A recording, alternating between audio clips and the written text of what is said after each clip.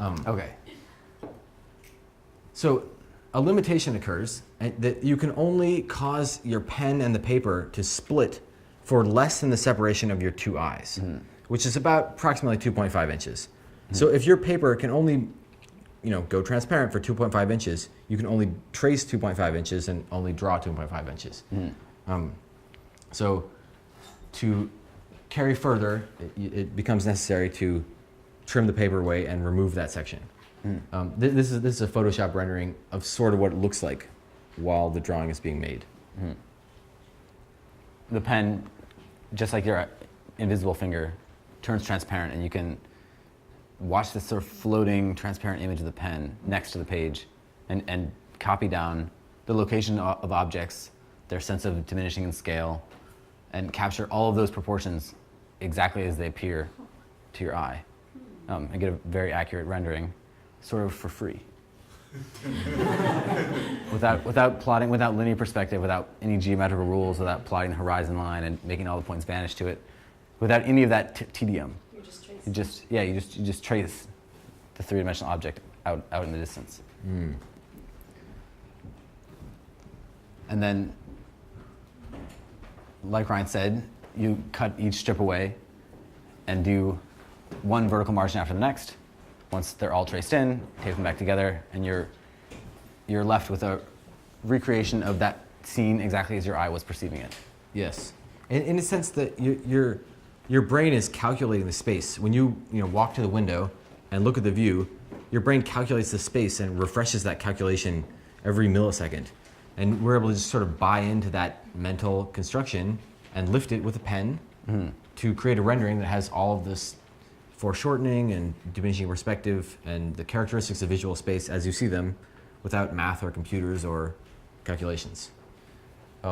This is an example of that finished drawing. After say one strip would be completed, we'll take out a razor blade, cut it away, and then look through this area and advance to the next section.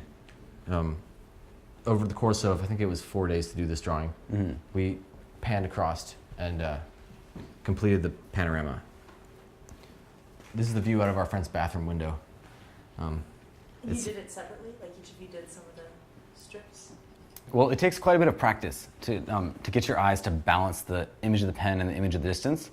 At first, the image of the pen sometimes will just disappear completely, and you can't get it to come back up for like a few seconds.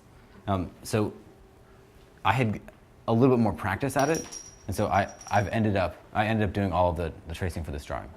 Yes. So you'll notice here that we're not drawing on a flat piece of paper. Yes. We're using a spherical plane. One other key aspect. Which becomes very important. For one, when your eye is positioned in the center point of the sphere, which is the location that we draw from, it makes it so that every point on the paper is an equal distance from your eye. It would, of course, be possible to do the same technique on a flat sheet of paper, but when the paper is fixed and your eye is fixed, the distance from your eye to the corner would be longer than your eye to the center, and that would introduce distortions into the process. So we've wrapped it into a spherical plane, which is justified on a number of levels. Okay, it's justified for one because light rays themselves always travel in spherical forms, always travel in spherical bodies. This sculpture is a sort of diagram of light rays coming off of a light bulb or a candle or the sun, any point source really. They shoot away from their source in a spherical array, just as though each matchstick is implying one light ray coming from a source that would be at the hollow center of this project. These are, by the way, wooden matchsticks packed together into a sphere. This is a kind of parallel vein of exploration. It's somewhat some self-derived form. The matchstick being a slight wedge propagates into this spherical shape, but it also for us represents the idea that light rays travel in spherical volumes. Right. So they travel away from their source in a sphere, and then likewise they come into your eye in a spherical formation. your pupil is the center point of a sphere, and all the light rays that you can see are fanned out both horizontally and vertically into a spherical set. Your pupil sort of samples the light rays that are in front of it in an inverted sphere. Right. Which means that the space you see throughout the entirety of your life is displayed to you in spherical formation. Or it's displayed to you through light rays that are traveling in spherical formation. So when you're talking about realistic drawing, which is basically derived from human vision, to do it on a spherical surface is just kind of synchronized in a way that a flat plane. Well, really, I mean, a realistic drawing, the picture plane that you make a realistic drawing or even a photograph on, is really just inserted into the light that's coming towards your eye already. You insert the picture plane and just capture all the light rays there.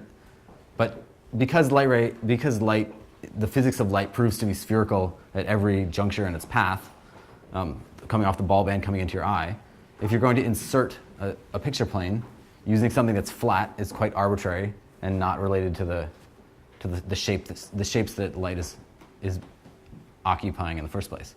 But a spherical plane is in greater harmony with it.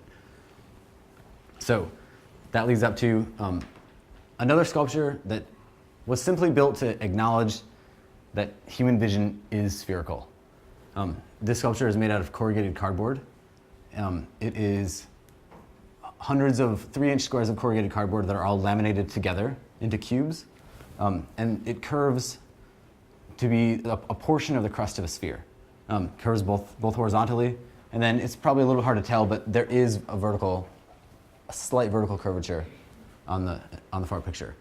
And then the corrugation is always aimed forwards. So that if you stand with your eyes about 6 feet away from the sculpture, at the center of the radius of that curve, the corrugation, all being aimed forward, is intersecting at that central location. And if you stand there with your eyes at that point, you can see through all of the corrugation simultaneously, which is what's happening in the photograph on the right. In this picture, his hand is behind the sculpture. Yeah. This opaque wall, this opaque cardboard wall, appears to sort of disintegrate when you get your eyes in that sweet spot, and you're able to see through the spherical shell all at one point. If for example the wall was built in just a flat formation, you could find one area where you could see through it, and that area would follow your head if you walked along, but you would never see through the entire piece. It's only because it's spherical that all these tubes of corrugation kind of converge at one point where you can position your eyes. So Go ahead.